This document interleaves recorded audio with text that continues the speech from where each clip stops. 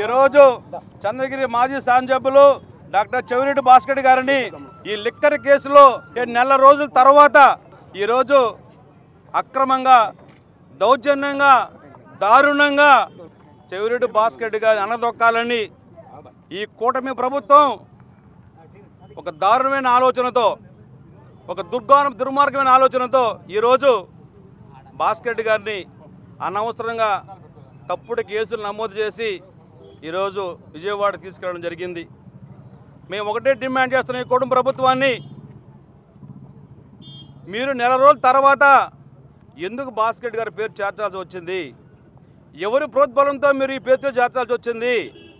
ఒకసారి కూటమి ప్రభుత్వం ఆలోచించండి. ప్రజలు కూడా చూస్తూ ఉన్నారు. ఈ వద్దు మళ్ళా కూడా ఇంకోటంట, మోహిత్ రెడ్డి గారు పాపం చిన్నపిల్లోడు, అతను కూడా లిక్కర్ కేసు సంబంధం ఉందంట. భాస్కర్ గారు మాకు మందుని చెప్తాను, ప్రెస్ మీట్లు పెడతానని మీరు కూడా చూస్తూనే ఉంటారు. మందు అనే విషయంలో నేను ఎప్పుడు వాళ్ళు కాను. నా కుటుంబ సభ్యులు మందు తాగి చనిపోయారు కాబట్టి నేను మందుకి వ్యతిరేకం.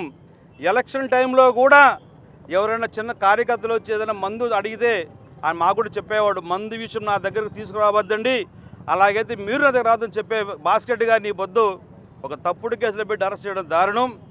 మేము ఈరోజు ఈ తప్పుడుకి అరెస్ట్ నిరసనగా అంబేద్కర్ గారి దగ్గరకు వచ్చి ఒక వినతి పత్రం సమర్పించాం.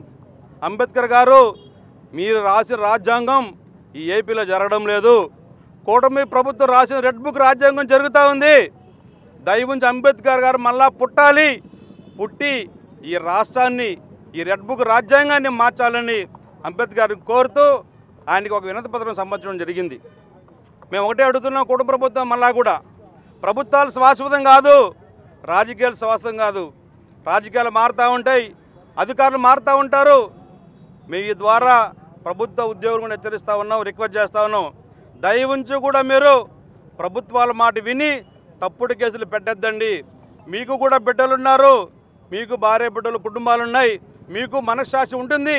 భాస్కర్ గారిపై తప్పుడు కేసులు మీకు కూడా తెలుసు, అయినా కూడా రాజకీయాలు ఒత్తిళ్లకు తలొగ్గి మీరు తప్పుడు కేసులు పెడుతున్నారు. ఒక్కసారి మీరు కూడా ఆలోచించుకోండి.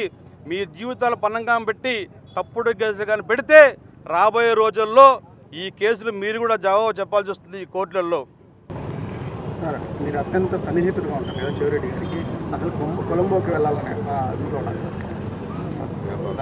ఇప్పుడు భాస్కర్ రెడ్డి గారు బిజినెస్వేత్త, ఆయన ఏదో వ్యాపార పరంగా పోవాలనుకుంటున్నాడు. మేము ఒకటే చెప్తాను, భాస్కర్ రెడ్డి గారు ప్రెస్ మీట్లు పెట్టి పబ్లిక్గా చెప్తా ఉన్నారు, నేను ఇంట్లో ఉన్నాను, నా ఫోన్ ఎప్పుడు 24 గంటలు ఆన్లో ఉంటుంది, మీరు ఎప్పుడు అరెస్ట్ చేసుకొని చెప్పారు? చేశారా?